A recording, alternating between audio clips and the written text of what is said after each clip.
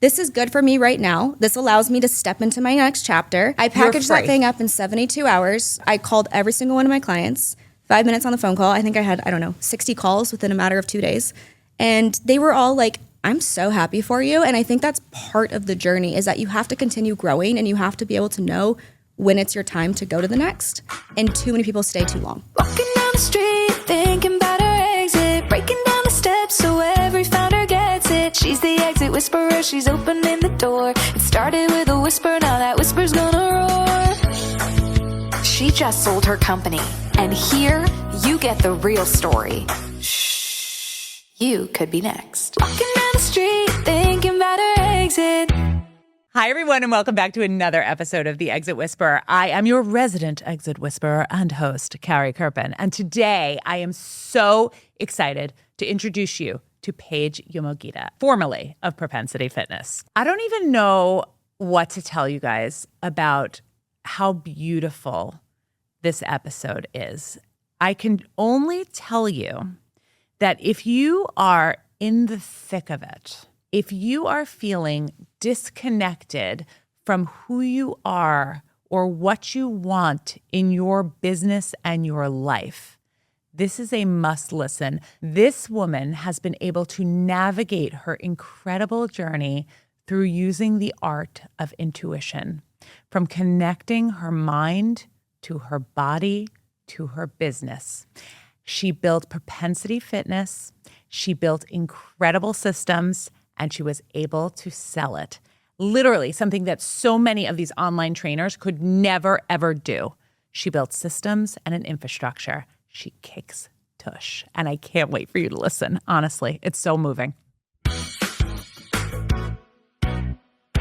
Paige, I'm so thrilled to have you here for so many reasons based on what I know about you and your story.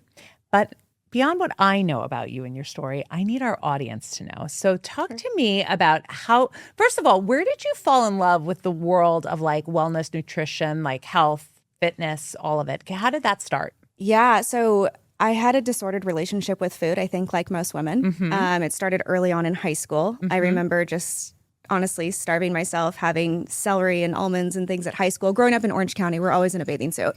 So it was always, how can I be as small as humanly possible? Until it started taking over my relationship with food, my relationship with myself. And I knew that something needed to change. And so it really wasn't until I was in college, I had a friend who, he introduced me to powerlifting.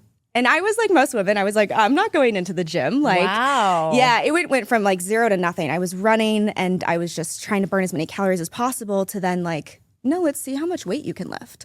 And I started eating a little bit more food because I wanted to hit this PR. And all of a sudden, I found myself just wanting to get stronger and stronger and stronger. And it ended up healing my relationship with food. So tapping into, in order to strength train in any capacity, you have to consume more food because was it a challenging shift for you? Absolutely. I mean, I was battling myself every day because I went from trying to be the smallest I possibly could, losing weight, feeling just completely out of control with my relationship with food, to like purposely putting food in my body and starting to see the weight go back on. But then you're starting to feel a little stronger. Then you feel a little bit more energized. But then you start hitting these big lifts and you're like, oh my gosh, this is the most empowering thing I could possibly feel. So it healed my relationship with food. I saw what it did for my confidence, but then it taught me that if I put any of this effort into anything, I can get strong as hell. I can overcome anything. I have resilience. I don't care if I fail in front of anybody. And so I went on to compete in powerlifting after that. You went on to compete? I did, yeah. Oh my gosh. So you start this and you just fall in love. Was the healing journey, did it take time? Like, how does one heal? Is it from the seeing results of how your body feels when you're lifting and eating nutritious foods and I think it's just that little bit of effort you put in every single day where you're like, you know what, today I'm going to track my food. I'm going to put good things in my body. I'm going to follow this training program. And it's this mental, just little resilience and discipline every single day that adds up. And it teaches you, I can do the hard thing. And then when I started putting powerlifting competitions, on my calendar, I was like, all right, I'm not failing. in front of I'm not failing in front of a crowd of people. It kept you accountable in a different way. Oh, yeah, completely. Wow. Okay, Yeah. so you're powerlifting and you're competing. How does this turn into a business? So at the time, I actually was working in finance. So I went to school for managerial economics. Okay. I went to the London School of Economics. I studied alternative assets. Thought I was going to go into investment management, follow that entire thing. And I just realized I was sitting behind a Bloomberg screen. I'm looking at, 3 different trading screens, pricing fixed income securities. And I was booking mortgage-backed security trades before that. And I was just like, this is the most unfulfilling thing I could possibly do. And I looked at my managers and everyone around me and I was like, I don't want any of your jobs. Not a single one. And I remember I was coming home. I'm driving home from Newport Beach on PCH. I'm like looking at the ocean. It's gorgeous. Yes. And I'm bawling my eyes out. And I got home and my brother was like, what are you doing? And I'm like, that's a great question. I'm the youngest person at PIMCO. I didn't really see that many other people my age. And I was probably like 22, maybe, like making $80,000 a year, which was great. Is huge at 22. Like you're at 22 making 80 grand. I think I was making 19 grand at 22. Just to put this into context, I'm a lot older than she is, but okay, continue. Yeah, and I was making good money. I was saving, and I just was like, I don't know. And he's like, you gotta stop. And I'm like, what would I do? And so I start thinking, like, he's like, well, how would you spend your day tomorrow? And it was kind of like my first instance of like almost like visualization. And I'm like, well, I'd wake up in the morning without an alarm. I'd have my breakfast. I would, make it all gorgeous. And then I would probably go to the gym for 2 hours. I'd go train. I would probably just go spend some time with a friend, walk on the beach trail. And I start like visualizing that. And I'm like, you could see like everything leave my body. And I'm like, I'm so much happier. And he goes, how does it feel? You just had your last day. I'm like, what do you mean? I was like, I have shoes there. Like I left my heels there. I have my charger at my office desk. And he's like, Paige, I'll buy you new shoes. I'll buy you a charger. Like you're not going back. And he knew that I was good at saving. I started investing when I was like 18. And so he was like, you're done. Okay. So now you have this vision of what your life is. And that life includes the gym. Yeah. But it's not really your business yet. No. So at that time, I had kind of had an idea, like maybe I'll work in the gym. I was working in sales, selling memberships, working $11 an hour. Perfect. And I was great at it. Yeah, I knew everybody in the gym. I was there for 10 years. Yes. So I just sold memberships and I was like, you know what? I'm going to put myself around all these people, put myself in the environment. Yep. Sure enough, a manager came up from another gym. He's like, hey, do you want to be a trainer? And I was like, yeah, that sounds like a good idea. Yeah, it's exactly what I would identify for you, especially because you knew the healing relationship that lifting could bring and proper nutrition. And like, I would definitely want you as a trainer. So they say, you want to be a trainer? And you're said, like, heck yeah. I was like, what do I do? And he's like, go get, these certifications. And like, it was so weird at that time. I worked at 24 Hour Fitness, but it was like, the more certifications you get, you come in essentially as a higher trainer. Yeah. Regardless of experience. So what do? I'm like, I'll get 3 certifications and come in as a master trainer. Yes. The math doesn't math, but whatever, that's beside the point. So okay, but you're officially a master. You're I'm a baby master trainer. Baby master. I love it. I come in and I basically am one of the top trainers within the first 2 months. Okay. And I'm like running circles around everyone because I know how to communicate. Yep. I know how to do business. I worked in it. You knew how to sell memberships, so you're sure as hell going to know how to I know sell how to sell like training transforming packages. your body. Yeah. Exactly. Wow. So I do that. And then I'm working, 10, 12 hours a day on my feet doing these sessions. And I'm like, I'm hitting the ceiling and this is dumb. Like I want to make more money. I want to like help more people.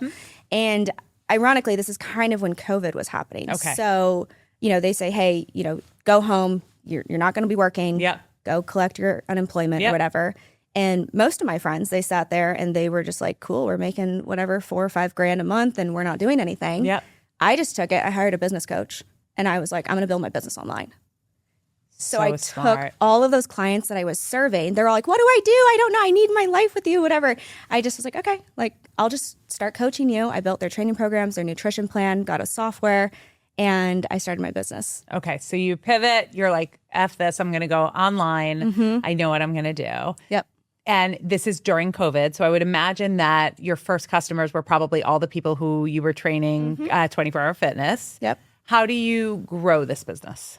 I had already been sharing my story online, and I had been doing that for maybe the last, I would say, 5 years. So I had accumulated some people that were following and friends, college, outside of that. But I just started posting and just kind of fearlessly doing it. I started putting it out there and was like, you know what? Is there anyone who's wanting to work with me? You know, $200 a month, whatever it is. I just took the lowest end I could possibly find and just get my foot in the door. And then I just went on to grow and scale it. Okay, so one of the things that I know about you, you are what I would call a queen of systems. Like, you did not just like you hear the story and you're like, okay, she did her online fitness, great. She built a full like operating system for this business, which is ultimately what would make that sellable versus any personal trainer that's doing stuff online. Like, Correct. It was very different than that, because with Propensity, you had built systems that allowed you to like really create an operating system for this business. Tell me all about that. I love systems. I think it's the Virgo in me. But I just absolutely love, finding the inefficiencies in something and filling those gaps. And as I was growing my business, I was so involved in it. But I purposely named it Propensity Fitness. I didn't name it my name, which all of my other friends who were in the business, good advice, they were doing it, right? Yes. Everyone has their little fit Yes. Instagram. I was like, no, I'm going to build a brand. And so that's where I started. And anything that I knew I could automate, I did. My right hand, Victoria, she was incredible with all the systems. So we just communicated back and forth. And from the time I signed somebody, I basically had, automated emails that went out. They got all of their resources. Anything that anyone asked me a question on, I made a resource for. So I wasn't answering it a million times. And then I just went on. I hired a couple of assistant coaches and basically started building out my team underneath me, teaching them exactly my frameworks, my systems. And I just found that it was the best way for us to scale. You guys, what Paige is talking about here in this episode with systems, like, I have to tell you, the systems that I run on rely on Dubsado. I use Dubsado for my proposals, for my contracts, for my invoicing. And since I started using Dubsado, I am closing business legit 10 times faster. I'm not kidding. And by the way, all of their software looks beautiful. Like, I need something to have an aesthetic, and this looks gorgeous, just like this episode. So if you use the code WHISPER on Dubsado.com, you get 30% off. I love that you made it, like, you used your influence to help grow it, but the business was not about you. You even talk about having the trainers, and you very quickly were able to identify that is a very important part of building a business, because otherwise you'll completely burn out. For sure. And I had visions at one point where I was like, I'll create a supplement line and I'll have clothing, and I don't want my name. No one's going to wear my name on that stuff. So that's kind of where my head was. But I do think when it came to the time of hiring assistant coaches, because you're no longer selling yourself, you're like, hey, this is my brand. You found me from my page. However, you're going to work with so-and-so. And so it had to be the brand. This is our mission. This is our vision. This is what we do. This is how we serve people. This is the transformation you're going to get, regardless if you work with me or my assistant coaches. So one of the things that you and I talked about, and I feel so strongly about, I talk about this in a lot of my social content, is that life is in chapters. Mm-hmm. We all have chapters of our lives. We have, really moments that start and they build and then they close, right? Mm-hmm. There's a beginning and there's an end. So at what point did you realize that you might want to end this chapter, and what did that look like? It's interesting because I had it for 5.5 years. Mm-hmm. And I think everyone, at least for me, I try to make it past the 5-year mark, right? A lot of businesses fail before then. And it was around like in my 4th year, 5th year, I'm like starting to really scale. I hit my biggest month, quite frankly, January 2025. I hit my biggest month, and that's my 6th consecutive biggest month.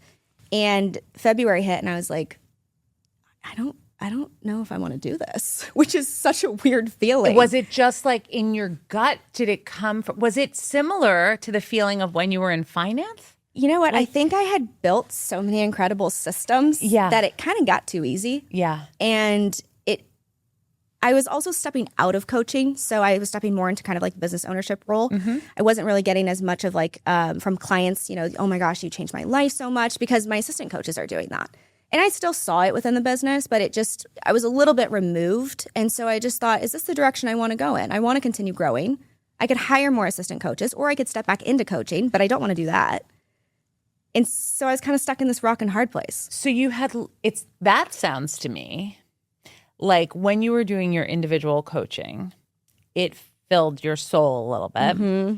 You built systems that were very smart and built a company that was very smart, which probably also filled your soul a little bit that you were able to do that. But once you had done it, you then felt like you couldn't go back to the individual coaching, really. It wasn't what would fuel you anymore. No. And you had lost the longer-term interest in building that particular part. Okay. Yes. So it's 2025, and you decide, oh, shit, I'm kind of done. Yeah. So what happens? I actually ended up mentoring other fitness coaches that either wanted to go online or they wanted to scale their business. So I thought that would kind of scratch another itch of you know what, I want to transform a higher level of teach businesses. the teachers, train the trainers to do And so this. I did that, and that was amazing because now you're changing other business owners' lives. Okay. So I was doing that with a handful, and then I'm with my partner, and we are kind of solving these other problems for business owners who need capital. Yep.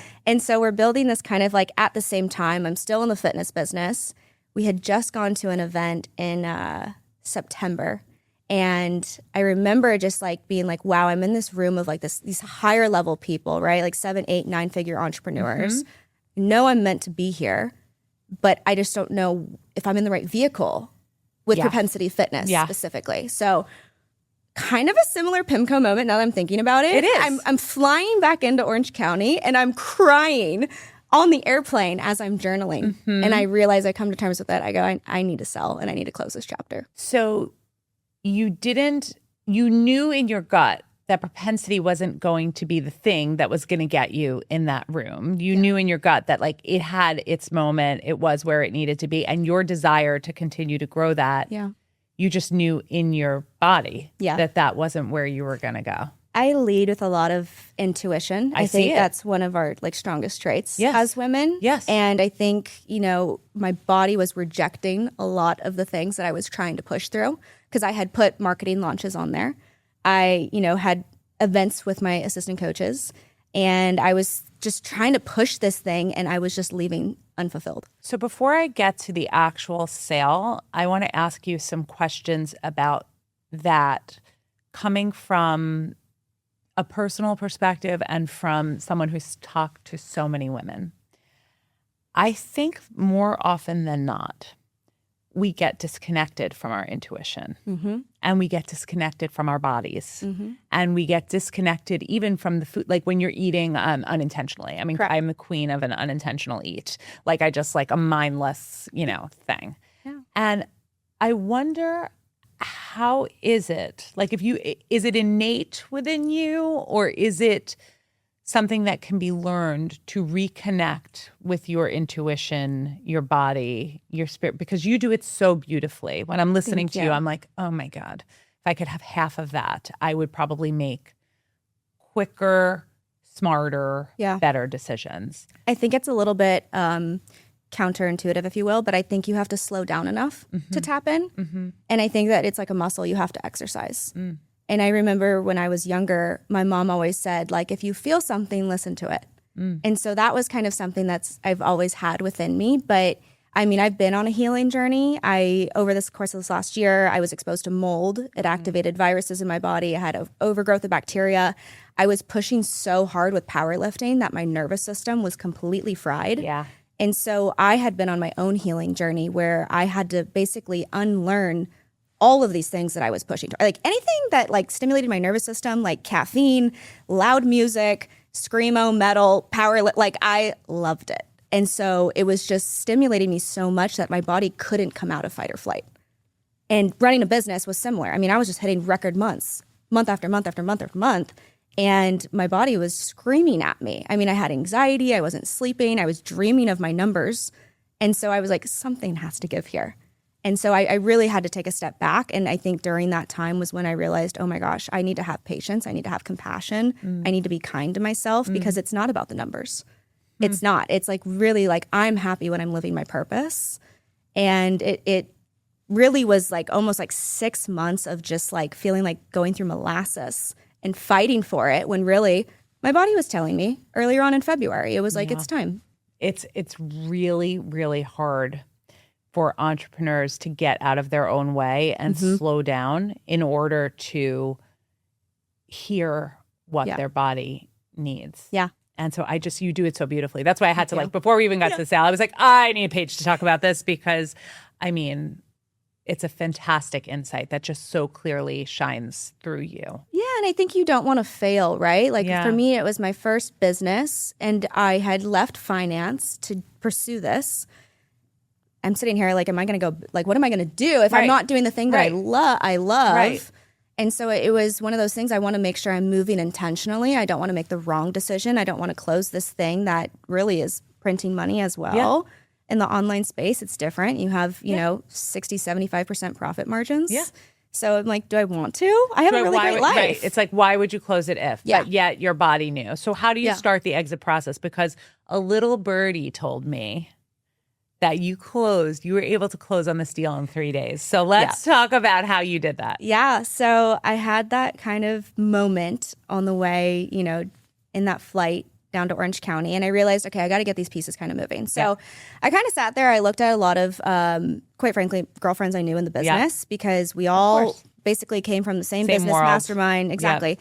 And I thought, there's a few key players here that are bigger. And I know they want to grow. So I just started having conversations with them. I'm like, what are you trying to do this year? What are you trying to do in 2026? And I'm kind of poking around to see, because at the end of the day, you want a buyer that's motivated or you need a seller, right? You need both for it to happen. So I kind of get my eye on two people and I was just like, I'm going to just throw it out there. And I start to see that they're looking for assistant coaches. And I got killer systems and I got killer assistant coaches. Systems and assistant coaches. You have an infrastructure that is built for someone who wants to scale. Yes. Could you have wanted to do that? You absolutely could have do it. So the opportunity to sell that to somebody who wants to do that is immense. Exactly. So it was like maybe a Thursday, and my friend, her name's also Paige, she's like posting, she's like, I'm looking for an assistant coach. And I was like, you want to acquire? I got a bunch. Yeah. And she's like, F yeah, like I'm down. And I was like, awesome, let's hop on a call on Monday. I send over all of essentially like my client contracts, you know, what everything's projected for 2026. And because you have systems, it's probably real easy to pull that together. I mean, I probably did that within maybe 30 minutes. Yep. Like sent it over, hop on a call on Monday. She's super just like this. Like, I'm like, okay, yeah, this sounds good. She's like, all right, let me look at these numbers. She comes back on Tuesday. She goes, I think it should be this. I go, all right, let's meet here. Boom.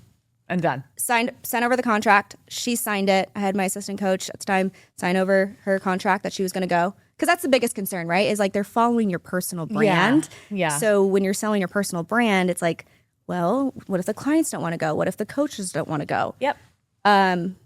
My biggest thing with my assistant coach at the time was just like, you know, I want you to be in a place that you're going to grow. Yeah. And I'm not providing that for you. It's a disservice. Totally. And I think it's really wonderful when you work with an exit like this. So this is a 5-figure asset sale. Mm-hmm. You were able to move on to your next chapter. You were able to join Lucky Capital Group, which is fantastic. But in that process, one of the things that I talk about a lot is, in addition to chapters, stackable exits. Like not every exit has to be this like momentous giant exit. Yeah. Like you can have an exit like that teaches you so much. And when you go on to whatever you're building next, you take that wisdom with you. And to me, I think it's like, it's such a cool story of like a human I see the whole arc. I see the hating of finance, the saying, okay, I'm going to go launch this. I see going to the gym, COVID hits, you are starting it on your own, you're building it, you don't want to do it anymore, you sell it. And like there's a beautiful simplicity to that story that I think can be so relatable to so many women. Yeah. if they simply took the time to listen to themselves. Absolutely. And I think we all think that this has to be this massive business. Correct. This has to be this massive exit. Correct. The reality of it is that many people run a business that's a lifestyle business. Yep. And there's nothing wrong with Zero. that, especially if it gives you a great life. And so I felt that way. You know what I say, Paige? Every business is a lifestyle business, because if you're even fast growing, if you're like, that's your choosing that lifestyle. You know what I mean? Like you should have a good lifestyle. Like, and so a lifestyle business is the best thing out there. Like if it gives you a good life, even like, if it's a side hustle, who cares? It's one of those things that can contribute to some income, and it makes your lifestyle better. Yeah. So I've always led with that, and when negotiating, even the asset sale of it, I just was like, you know what, this is good for me right now. This allows me to step into my next chapter. And I negotiated 2 years of essentially anyone who re-signs on those contracts. Yep. And so I'll get a cute little paycheck, every quarter. And you don't for the have to next 2 think about years. it, and you're free. I'm free. I packaged free. that thing up in 72 hours. I called every single one of my clients, 5 minutes on the phone call. I think I had, 60 calls within a matter of 2 days. And they were all like, I'm so happy for you. And I think that's part of the journey, is that you have to continue growing, and you have to be able to know when it's your time to go to the next. And too many people stay too long. So now you are with your partner and you're building Lucky Capital Group.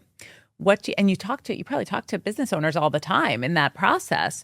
What do you want business owners to know? I think that health is still the foundation of everything.